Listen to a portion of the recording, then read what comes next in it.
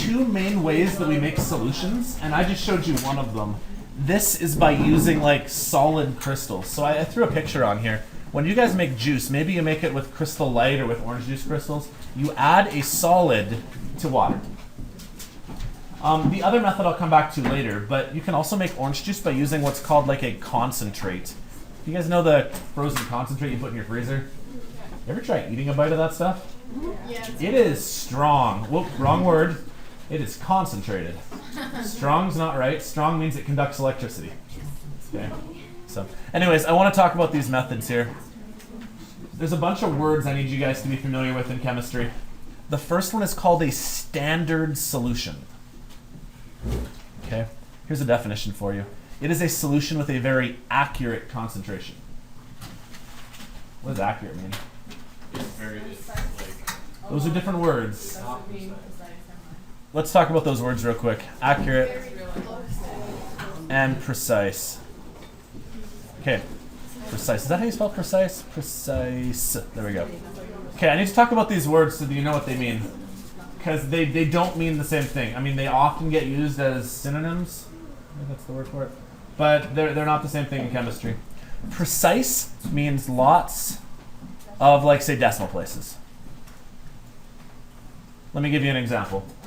I drove this morning from Lethbridge to Fort Macleod. I drove 50 kilometers. That's not really all that precise. If I said I drove 51.9273157 kilometers, I don't know how you measure it that precisely, but that's precise. The more digits you have, the more precise you are. Okay. Accuracy is about whether or not you're correct. Okay. Now, if I said that I drove 100 kilometers this morning, that's not accurate. If I said I drove 100.9537215 kilometers, I'm very precise, but I'm wrong. Does that make sense? Ideally, you'll be both accurate and you'll be precise. Accurate meaning you're correct, and precise meaning you have a lot of decimal places afterwards. Does that make sense? So, in terms of an accurate concentration, what I mean by that is a very correct concentration. If I say that it's like 1.2 moles per liter, but it's actually 1.9 moles per liter, that's not very useful, is it? Does that make sense? Well, if my friend promises that he's going to give me $5, but he only gives me $2, he wasn't very accurate. Does that make sense? So here's some of the steps I did.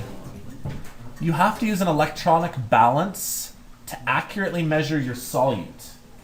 What's like a more official, not official, like what's an electronic balance? Yeah, it's a scale. Okay. The volumetric flask is that flask that we had right there, and we use it to measure the solution. And then basically this diagram shows you what I did. Okay, only I didn't exactly do this. See here that this diagram shows you pouring the solid directly into the flask? We don't typically do that though.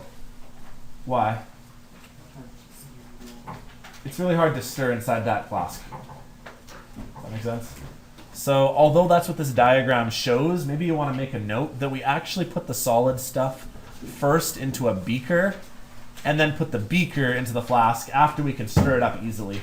Because it's really hard to stir inside those flasks. Like, it's possible, but it's not smart. And then you add water.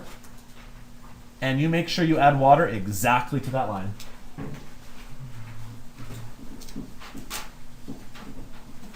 You know how you're using the beaker and you stir it or whatever? What if there's like still some stuff left in there? In the beaker? Well, that's why I did it twice. I even did it 3 times, right? Where I added a little more to the beaker, stirred it up more. But I If mean, you were to, like that was already dissolved in the water or whatever, and then the water got on it. like in here? Yeah. Well, like in here, you know how I put solid stuff in there? Well, hopefully you'd agree. I don't think I see any solid stuff left in here. Right, like all of the solid crystals should hopefully be in there because I made sure that even though there was some gunk there the first time, I added more water, poured it in the second time. Makes sense? So ideally, all of that solid crystal should be gone. Okay, there is a second way of making a solution. This is called making a solution by dilution. Okay, this is like the concentrate orange juice you put in your freezer. You guys know this stuff obviously because I mentioned it a bit ago. when you use the concentrate stuff, it's not usually a solid. It's usually like a liquid suspension of some kind, perhaps. Most cleaning supplies are done by dilution. Or like if I go under my sink in the cupboard and I use like say CLR or Pine Sol or something, you take like a capful and you put that capful in a bunch of water. Does that make sense? And then you dilute it because it's too concentrated otherwise. Here is one of the only formulas we ever use in chemistry. So feel free to write this down somewhere, probably in your data booklet. This is the formula you use for dilution. Okay, but only when you dilute stuff. Here's how the formula works. The volume of what you have of the concentrated stuff, which is like before you start anything, times by the concentration will equal the diluted stuff afterwards.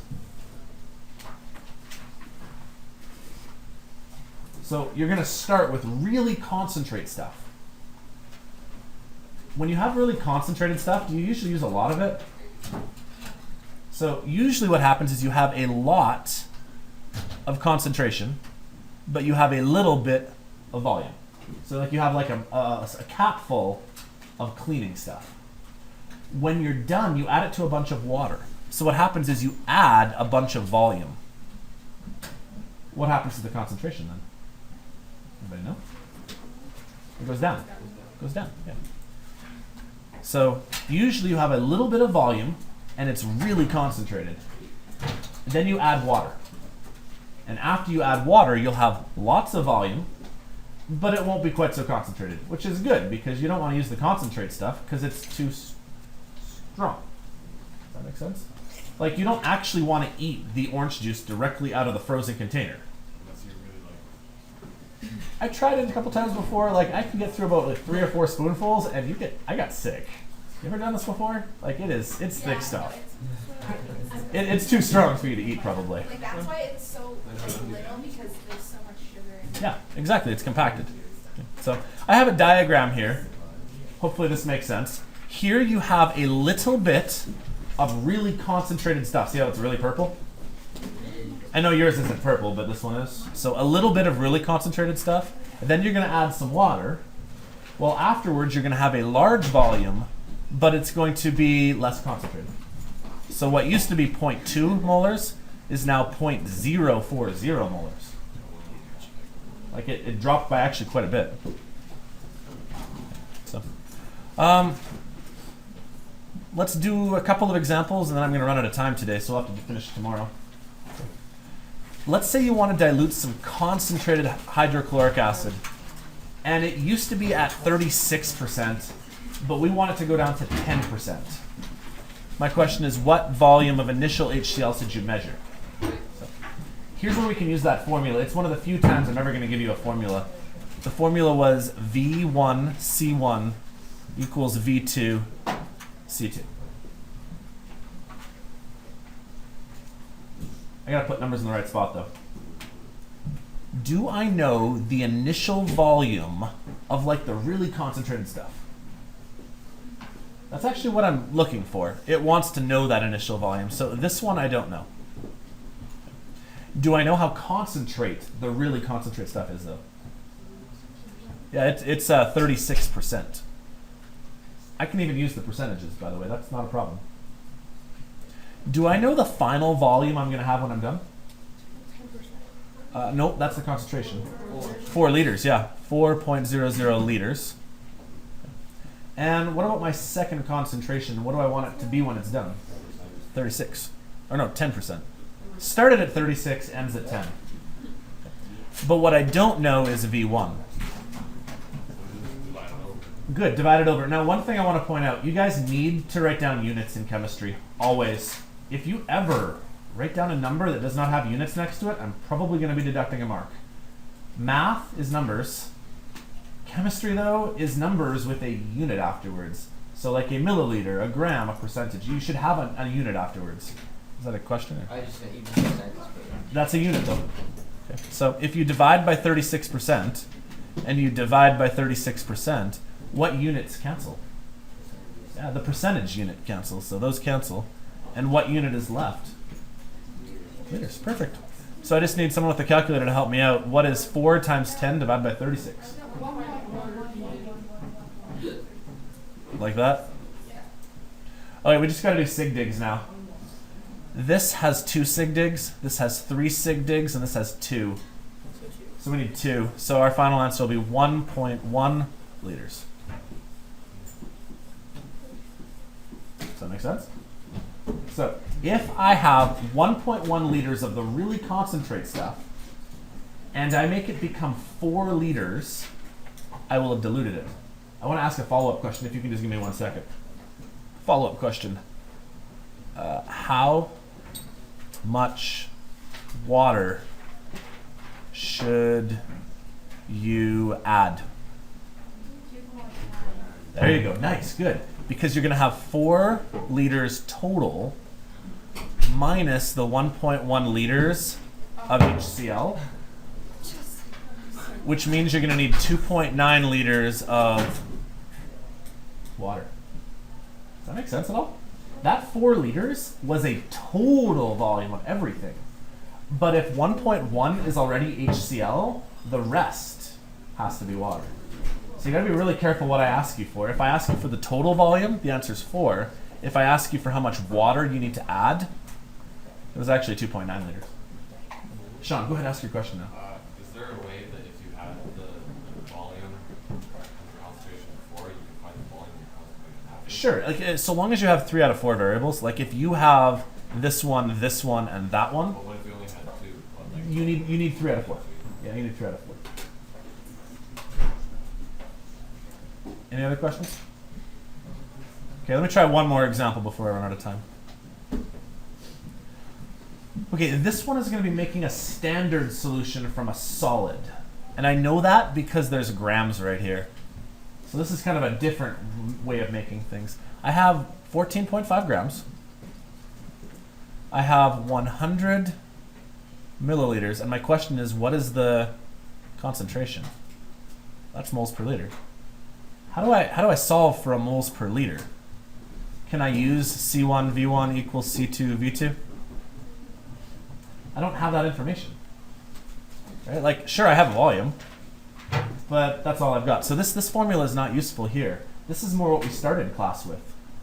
If I need to find a moles per liter, do I have liters? I have milliliters. Can I make that liters? Sure, 0.10 liters, because that's what this is as liters. Divide by 1,000.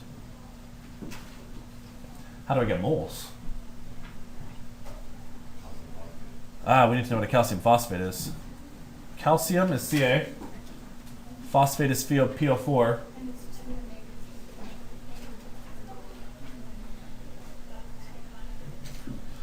We need a molar mass. So calcium is 4008, and we need 3 of them. I don't know phosphorus. 3097? And we need 2 of them. And oxygen is 16, and we need 8. Anyone has a calculator? I don't have mine, so.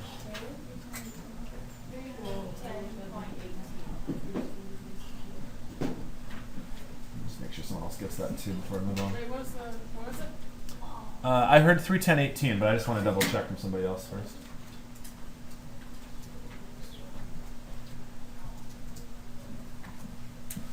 Anybody else get that? Yeah. Okay. I'm assuming if 2 of you got it, it's right then. Okay, so there's my molar mass. Now I gotta set this up right. If we had 14.5 grams, I have to use this ratio properly now. So one of the things I hope you're starting to see here is this stuff I've been making you do, you're gonna use it a lot. Like all the time. So we need a mole over 310.18 grams. Because that'll cancel our grams. Could someone find me that number when you divide those two?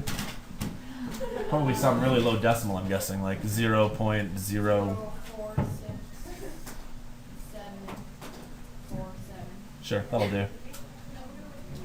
Try to use that whole number though, right? Like don't round it, but okay.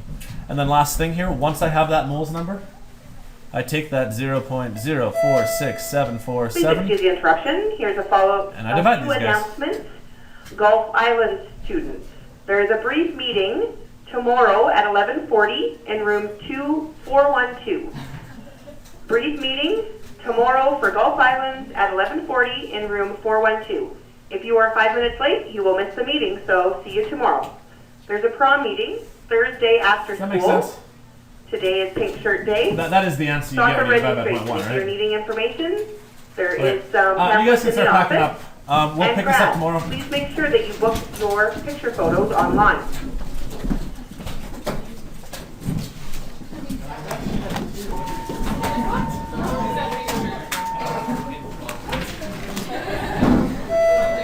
Jody Perry and Jack Dietz, please come to the office.